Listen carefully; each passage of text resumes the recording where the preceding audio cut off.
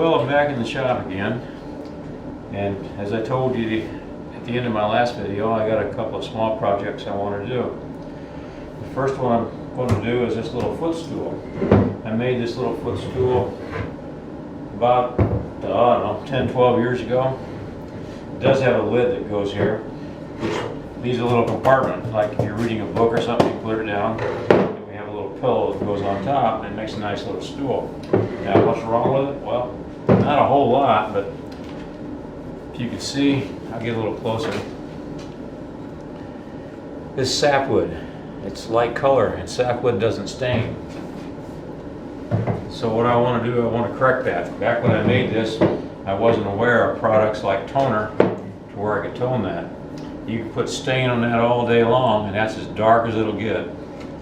So what I'm going to do is, first of all, I'll clean it with some paint thinner. Then I'll tape it off, isolate it so that I don't get anything on the rest of the project. I'll spray it with this Mohawk toner. This is, I don't know what color it is. Oh yeah, here it is, medium brown, American walnut.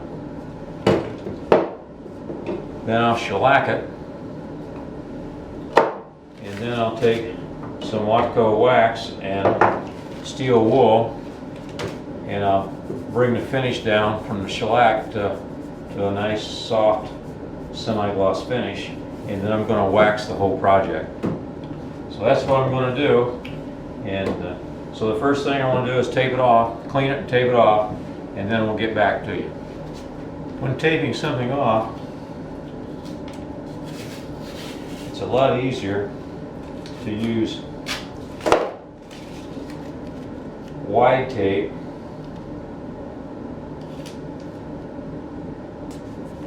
come up the edge.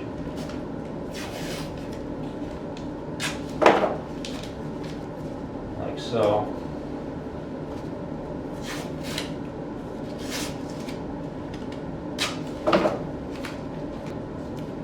By the way, always use blue tape. And then take the narrow tape and tape your paper. It's really hard to get a good edge when you got a big chunk of paper laying down there. Now, the reason I cleaned it off was I want to get all the old wax and that sort of thing, dirt, wax, stuff like that off of there, so that I get good adhesion on my toner. So I'll go ahead and finish this. Now I'm ready for the toner. Shake it real well. And I learned from the sewing machine project that you spray lightly and let dry, because it dries darker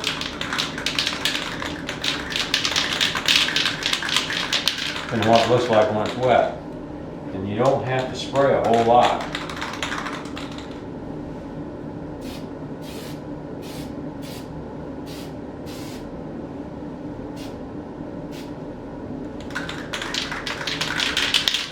It's a lacquer base, so it just takes 30 seconds, a minute, and it's dry to the touch and ready for another coat. So you're already starting to get color on there. Like just a little bit on the leg down here on the lower end will be all that's required. It won't take much more.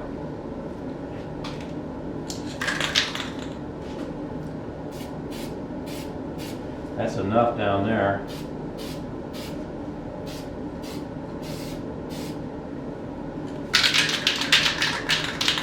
It's already starting to color real well. I think the bottom of the leg here it's got plenty of color on it. Don't need any more of the bottom of the leg. Up here, across the top here, still needs a little more.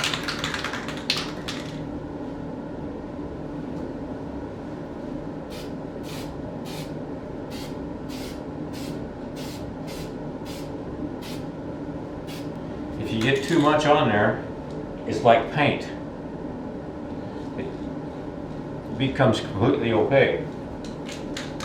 If you want to keep that slightly translucent so you can still see the grain. That's really important. Otherwise it looks like you painted the project. I think one more little spray and we're going to have it.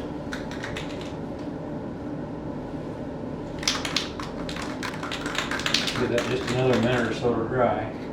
See, that's already dry to the touch.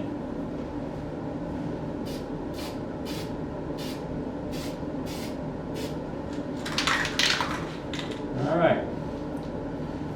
Clean my nozzle.